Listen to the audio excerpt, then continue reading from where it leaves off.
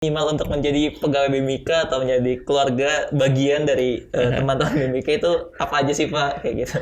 Standarnya ya. Iya, kira-kira apa Pak? Jadi buat adik-adik mahasiswa nih, jadi kalau saran saya ya, jadi memang kalau bicara standar ada dua sebenarnya.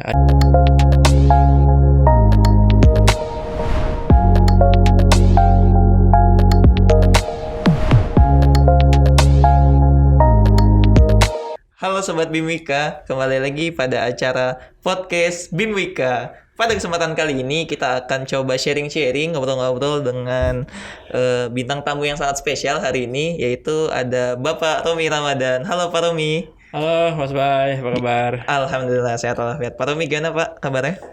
Alhamdulillah sehat Mas Bay. Ya beginilah kondisi pandemi ya, kita masih pakai masker ini. Harus taat protokol kesehatan tentunya ya Pak Romi ya. Jadi nggak kelihatan nih wajahnya. Iya nggak masalah, yang penting suaranya masih ada Pak. Yang penting suaranya masih ada. Iya. Jadi sebenarnya hari ini kita mau sharing-sharing aja nih Pak terkait Pak Romi ini kan merupakan GM atau General Manager dari BIM dan Riset, betul ya Pak? Iya. Di bawah Divisi Engineering. Divisi Engineering Wika. Oke. Jadi sebenarnya banyak yang bertanya nih Pak, netizen atau sobat-sobat BIM Wika, sebenarnya BIM itu apa sih Pak? Kayak gitu. Oke. Langsung dijawab nih. Boleh. Oke ya. Jadi jadi kalau saya ya mungkin ini berulang kali ya ingin saya sampaikan juga ya. Jadi mungkin paling tidak untuk refresh lagi ini pemahaman kita terkait BIM ya. Jadi kalau di luar sana masih banyak teman-teman yang menganggap bahwa BIM ini software. Ada yang mengatakan BIM ini tools ya. Modeling doang Pak. Ada yang mengatakan BIM ini modeling karena memang kepanjangannya adalah modeling kan. Building Information Modeling. Jadi masih banyak menganggap seperti itu. Tapi kalau kita sepakat ya, khususnya komunitas BIM ya, mengatakan bahwa memang BIM ini adalah, dengan bahasa yang sederhana saya mengatakan bahwa BIM ini adalah cara bekerja digital kira-kira. Jadi cara bekerja konstruksi yang baru secara digital. Kira-kira begitu. Lah, iya, jadi saya lebih suka mengatakan itu. Atau BIM ini adalah sistem konstruksi digital, kira-kira begitu. Sistem konstruksi digital. Ya, berarti kira-kira begitu. Bisa dikatakan BIM itu bukan sekedar modeling doang, software doang, jauh dibanding itu semua. BIM itu lebih luas lagi apa ya pengertiannya? Iya, jadi kalau seperti yang saya bilang tadi bahwa BIM itu bukan tools, bukan software betul. Kan gitu. Yaitu kalau kita bicara sistem atau cara kerja pasti itu menyangkut banyak hal ya. Betul. Tool salah satunya pasti, tool salah satunya. Bahwa modeling itu adalah outputnya, kira-kira seperti itu. Oke. Pak Romi. Dan sebenarnya kalau Wika sendiri kan sudah banyak yang memakai BIM, betul ya Pak ya? Iya. Dan sebenarnya kalau dari teman-teman proyek, apa saja sih poin-poin yang dibutuhkan dari BIM ini sendiri? Jadi memang kalau bicara output BIM, saya kembali ke output BIM ya. Jadi kalau bicara BIM itu, kita kembali ke output. Apa sih outputnya BIM? Kan betul, gitu ya. Jadi kalau kita belajar teorinya BIM itu sendiri ya, semua output atau semua proses yang ada di dalam, khususnya dunia konstruksi ya, itu bisa dilakukan oleh BIM. Jadi mulai dari proses perencanaan, proses surveying, perencanaannya sendiri, analisis, konstruksi, sampai nanti pada tahap maintenance ya, operasi, itu bisa menggunakan BIM pastinya. Jadi kalau ditanya apa sih yang dibutuhkan oleh orang project hari ini? Jadi kalau saya bicara, karena kita di kontraktor ya, konstruksi ya, pastinya kita bicara terkait apa sih produk yang dihasilkan oleh teman-teman konstruksi, kira-kira begitu. Betul. Jadi kalau hari ini teman-teman konstruksi itu menghasilkan surveying gitu kan, data kontur kan seperti itu. Lalu menghasilkan peta situasi, menghasilkan drawing, analisis, BOK ya, bargaining schedule, itulah yang dibutuhkan sekarang, dan itu bisa dihasilkan, bisa diproduksi oleh BIM, kira-kira begitu. Itu yang cukup banyak, khususnya di kita nih, karena kita kontraktor ya, itu yang dibutuhkan oleh mereka. Oke. Kira-kira begitu. Terus juga kalau kita lihat kan tadi outputnya banyak banget ya Pak Romi. Nah, kita bisa ngeluarin berbanding schedule, volume, dan lain-lain. Sebenarnya kalau misalkan step by stepnya seperti apa sih Pak? Dari kita input kemudian sampai tadi keluar outputnya itu seperti apa aja? Oke, jadi kalau tahap-tahapannya ya, saya bicara mungkin pertama dari survei dulu lah ya, yang mudah ya. Jadi kalau survei itu tahapannya pasti biasanya kita melakukan rencana. Sama, semua pekerjaan itu pasti ada rencana. Planning lah. Planning rencana. Jadi kita ada rencana. Lalu setelah itu kita menyiapkan kalau di survei itu ada BM dulu ya. Kalau di kita juga ada BM juga ada. Istilahnya namanya GCP, Ground Control Point. Lalu setelah ada perencanaan, lalu kita menyiapkan GCP, lalu kita melakukan proses pengambilan data dengan menggunakan LiDAR, dengan menggunakan drone. Kan gitu ya. Lalu setelah dilakukan pengambilan data, lalu data GCP tadi diverifikasi ya, atau dengan hasil fotogrametri tadi, lalu dihasilkanlah kontur seperti itu. Kita akan melihat hasil konturnya, atau malah kita bisa mendapatkan situasi yang ada di sana dengan melakukan proses berikutnya, kira-kira seperti itu. Itu kalau kita mengambil contoh untuk pekerjaan survei. Tapi kalau kita mengambil contoh pekerjaan analisis ya, saya belum ke modeling, saya ke analisis. Hampir sama sebenarnya dengan cara-cara yang dilakukan dengan non-BIM juga sama. Jadi biasanya kita sebelum melakukan analisis, kita melakukan pemodelan dulu di awal. Jadi misalnya kan pastinya pada saat perhitungan atau pembuatan desain itu ada rencana seperti apa yang mau dibangun. Misalnya anggap kita mau membangun semua bangunan gitu, konstruksi. Kita akan rencanakan bagaimana bentuk strukturnya dulu.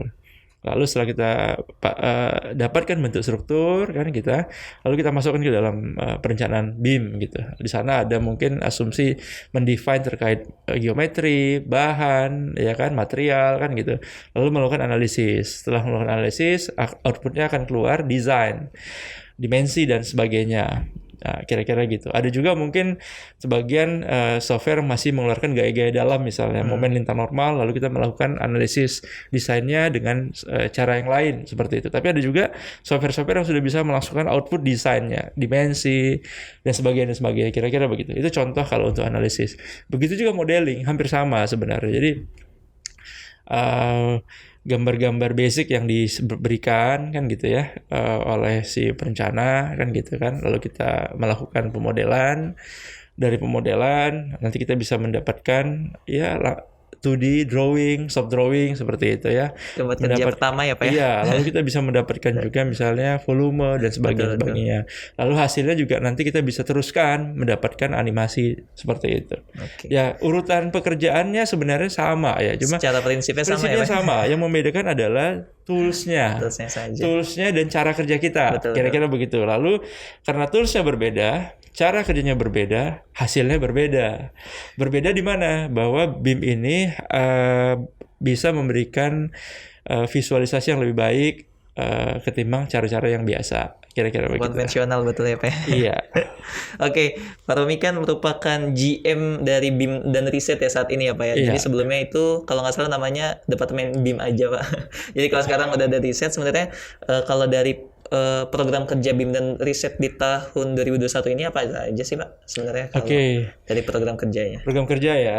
Jadi kalau kita bicara program kerja, pastinya kalau di Wika sendiri itu kita mengambilnya dari visi misi yang ada. Kebetulan tahun lalu kita masih ada di departemen berbeda. Tahun ini kita ada di divisi engineering kan gitu ya, dengan menggabungkan antara semua fungsi-fungsi engineering khusus untuk BIM sekarang juga digabung dengan laboratorium dan riset seperti itu.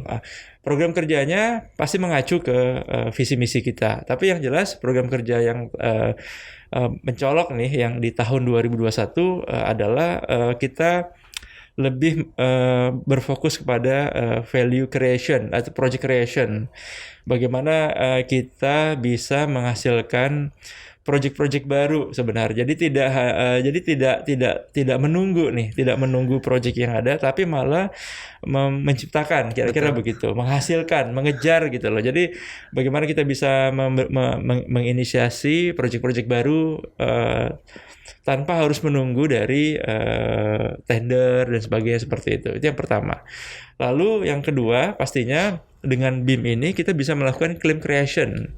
Jadi tidak hanya project creation, tapi claim creation. Kok bisa claim creation? Jadi artinya claim itu adalah kita bisa memitigasi apa-apa yang bakal timbul, resiko-resiko yang akan timbul dalam setiap konstruksi. Kenapa bisa dilakukan? Pastinya bisa hari ini. Kenapa? Karena kita punya alat yang cukup baik ya, cukup canggih kalau seperti itu dibilang. Jadi contoh nih misalnya konteksnya clash detection gitu. Jadi kalau dulu tuh pada saat kita bekerja, biasanya kita baru mengetahui adanya clash setelah kita ada di lapangan.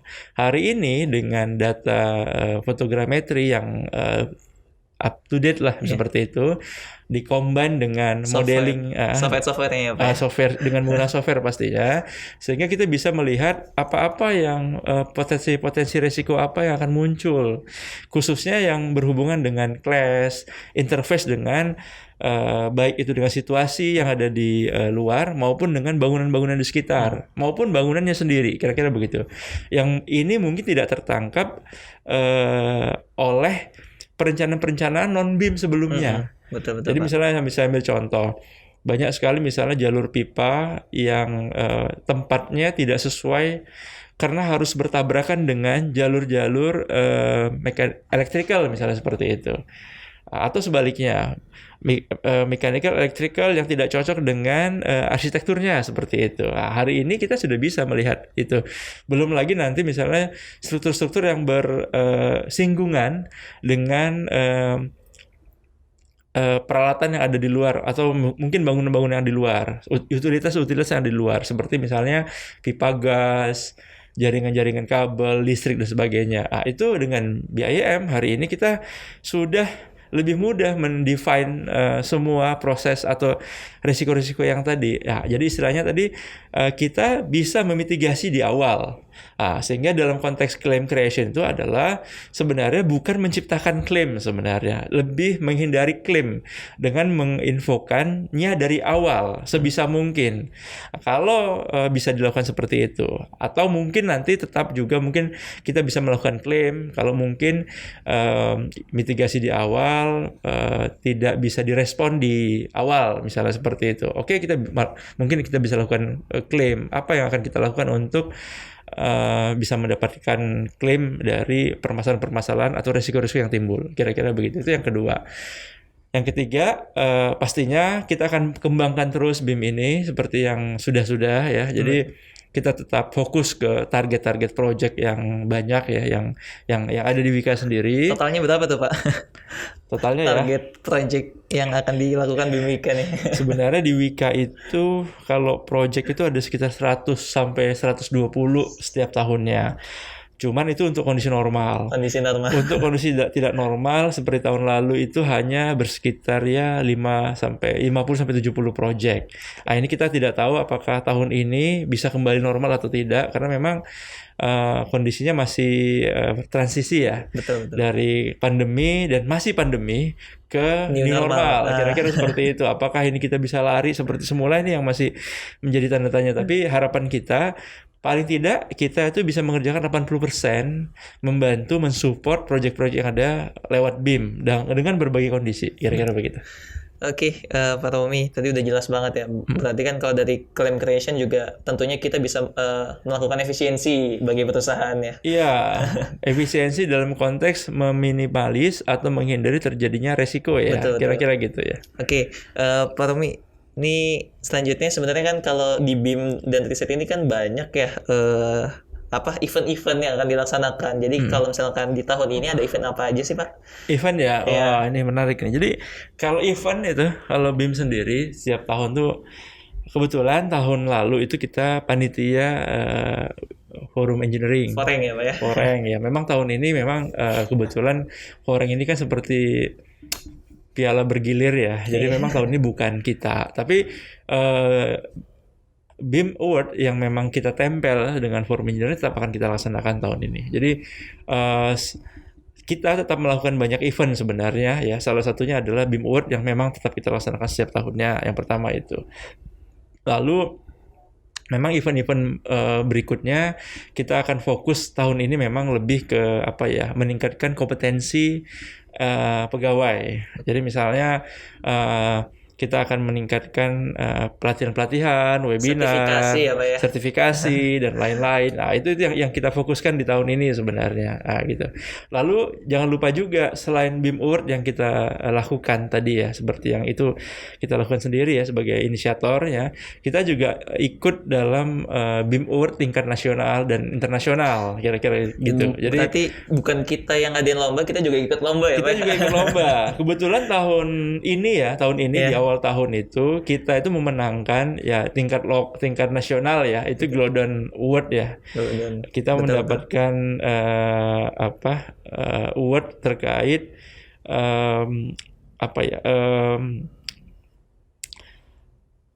perusahaan dengan terfavorit kira-kira, award terfavorit kira-kira begitu. Ada 2 yang kita dapatkan, tapi yang didapatkan oleh tim BIM sendiri adalah peserta terfavorit tahun ini. Sementara untuk yang di luar yang rutin kita ikuti ya, yang seperti dari Bentley ya YII ya, Year in Infrastructure, kita tetap ikut. Kita sudah submit kemarin itu kita sempat submit 11 kalau saya tidak salah, lalu mungkin ada penyesuaian lagi, terakhir sekitar 6 kategori kita ikutin tahun ini. Itu belum lagi yang di misalnya yang dilakukan oleh Autodesk, lalu mungkin yang dilakukan oleh Nemetschek. Karena memang terus terang semenjak pandemi ini memang ada pengurangan ya. Jadi event-event internasional itu juga tidak seperti tahun-tahun sebelumnya. Tapi yang memang tetap terus melakukan event itu salah satunya adalah Bentley lewat YII-nya, walaupun dilakukan secara online tahun ini. Penyesuaian. Jadi tahun lalu juga masih online ya, kebetulan di Vancouver ya. Tahun ini belum tahu nih, karena memang infonya ada yang bilang harusnya tahun ini di Eropa ya, harusnya kalau kita lihat dari perjalanan lokasi itu. Tahun lalu tuh di Amerika, tahun sebelumnya di Asia, di Singapura, tahun sebelum di Eropa. Harusnya kembali lagi ke Eropa ya. Tapi tidak tahu apakah di UK atau di Jerman atau di mana, saya nggak tahu. Tapi yang jelas memang belum ada informasi terakhir yang kita dapatkan apakah tetap dilaksanakan secara online karena kondisinya COVID atau akan dilaksanakan secara offline seperti tahun-tahun sebelumnya. Oke, Pak Tommy, bukan hanya lomba yang kita adakan eventnya, tentunya kita juga mengadakan event pelatihan ya Pak Tommy ya. Iya. Kita yang namanya pelatihan e-learning BIM Wika. E-learning ya. Jadi sebenarnya kan ini membantu sobat BIM Wika tentunya yang dimanapun bisa mengerjakan pelatihan ini adalah merupakan salah satu program kerja juga ya dari BIM dan Riset tahun ini. Ya, jadi kalau misalkan berbicara mengenai e-learning, ini ya kita sudah melakukan sertifikasi atau pelatihan sebanyak 1.100 mahasiswa ya, betul ya? Iya, 1.100 mahasiswa Mas. Tahun ini cukup banyak ya, karena bisa dilakukan secara online. Betul. Tahun-tahun sebelumnya mungkin untuk melaksanakan untuk 100 peserta aja agak susah karena paling sebelum pandemik ya, pada saat kita offline itu satu kelas itu paling 20 orang. Jadi 20 orang untuk 100 itu ya anggaplah misalnya 5 kali pelatihan itu udah cukup banyak untuk di kondisi non pandemi ya. Tapi begitu pandemi, karena kita bisa daring atau belajar secara online, ini cukup banyak. Jadi bisa cukup ya, tahun lalu itu 1.100 itu. 1.100 ya total ya. Yang untuk total semua. Kalau mungkin ada beberapa yang mungkin tidak tercatat ya. Itu sangat mungkin. Mungkin lebih juga bisa. Kemungkinan tahun ini mungkin target kita mungkin 1.500 sampai 2.000 tahun ini. Tahun ini. Pencapaian yang luar biasa tentunya ya Pak Tommy ya. Iya. Buat BIM Wika sendiri sebenarnya selanjutnya nih Pak, yang terakhir sebenarnya ini pertanyaan tambahan. Jadi kalau misalkan di sosial medianya BIM Wika itu sering ada yang nanya kayak gini Pak. Sebenarnya standar minimal untuk menjadi pegawai BIM Wika atau menjadi keluarga bagian dari teman-teman BIM Wika itu apa aja sih Pak, kayak gitu? Standarnya ya. Iya, kira-kira apa Pak? Jadi buat adik-adik mahasiswa nih, jadi kalau saran saya ya, jadi memang kalau bicara standar, ada dua sebenarnya. Ada standar kompetensi, ada soft dan hard kompetensi seperti itu. Betul betul. Jadi sebenarnya dua-duanya penting. Jadi kalau dibilang apakah, jadi kita harus menguasai apa sih sebenarnya? Kalau dalam konteks hard kompetensi, ya sebenarnya mungkin untuk pengetahuan-pengetahuan dasar itu sudah cukup sebenarnya. Jadi misalnya gini, kalau kita pengen bekerja di BIMWIKA ya, pastinya lah kalau misalnya hari ini BIMWIKA itu menganut Open BIM ya.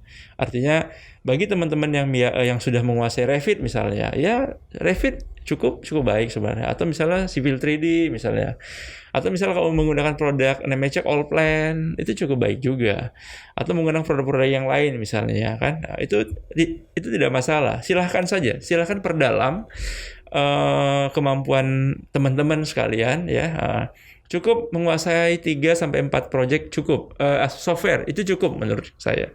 Yang pertama itu.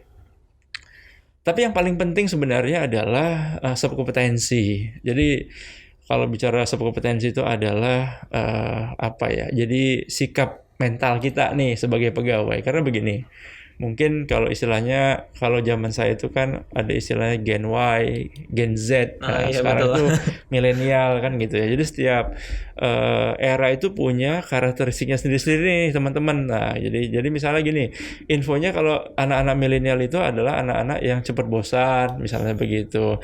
Kurang apa ya? Ada yang bilang nih, tapi ini bukan saya yang bilang ya. Katanya selain bosan gitu kan, tapi hanya fokus untuk hal-hal yang tertentu, misalnya seperti itu. Sebenarnya tidak ada yang salah dengan itu, tapi bagi saya, bagi kita nih di Wika ya, kebetulan kita adalah kontraktor ya, seperti itu. Yang pingin saya sarankan buat teman-teman yang pingin bergabung dengan Wika nih, harus punya sikap yang apa ya? Artinya tidak pantang menyerah kira-kira gitu. Jadi tidak boleh gampang menyerah karena pastinya tantangan ke depan makin berat. Kita butuh teman-teman yang ulet gitu, yang ulet, tidak gampang menyerah dan pastinya orang-orang yang suka belajar. Karena apa? Hari ini bisa dipastikan teknologi begitu cepatnya, ya kan? Informasi begitu banyaknya di luar sana.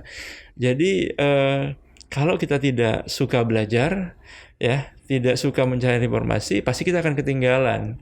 Sementara perusahaan yang baik atau industri yang akan berhasil ya industri yang bisa mengikuti zamannya. Karena zamannya seperti ini ya kita berharap teman-teman sebagai roda atau mesin nih dari perusahaan ini harus mempunyai mental yang sama nih dengan yang ada di luar sana. Jadi harus punya mental yang suka belajar. Pantang menyerah kira-kira begitu. Jadi ya harus tough lah istilahnya seperti itu ya. Nah, itu minimal yang saran saya seperti itu. Berarti emang nggak cuma hard skill saja, tapi kita juga harus matangkan kembali terkait soft skillnya juga ya Pak Tommy ya. Iya, soft skill itu ya itu istilahnya soft skill itu apa ya? Itu motif apa ya? Ruhnya lah ya, seperti begitu. Jadi dua-duanya penting saya bilang tadi. Jadi tidak hanya punya hard kompetensi, skill yang bagus, bisa menguasai, tapi kemampuan kita menghadapi masalah yang cukup kompleks saat ini ya, itu ya tadi harus dibarengi dengan soft kompetensi atau soft skill yang baik. Apa itu? Minimal 2 lah menurut saya. Yang saya nggak pingin mulu-mulu yang lain. Yang penting pantang menyerah ya kan dan mau terus belajar. Cukup saya pikir 2 itu. Yang lain-lain nanti bisa kita kembangkan sendiri. Misalnya apa ya? Mungkin sabar dan lain-lain seperti itu ya. Artinya ya itu baik. Yang lain-lain baik. Tapi paling tidak yang sangat dibutuhkan hari ini ya, khususnya buat teman-teman adalah yang 2 itu. Jadi pantang menyerah dan mau belajar ya Pak Tommy. Pantang menyerah dan mau terus belajar. Mungkin ya, itu bisa jadi dia. catatan untuk teman-teman sobat BIMWIKA yang ingin bergabung mungkin nantinya suatu saat nanti kalau jika ada kesempatan lagi. Oke, mungkin hari ini cukup ya Pak Tommy untuk sesi diskusinya. Terima kasih banyak atas waktu dan kesempatannya Pak Tommy. Kita udah diskusi sharing-sharing, semoga bisa bermanfaat nih untuk teman-teman sobat BIMWIKA. Oke, terima kasih sobat BIMWIKA. Kita akan kembali ke episode selanjutnya. Dadah.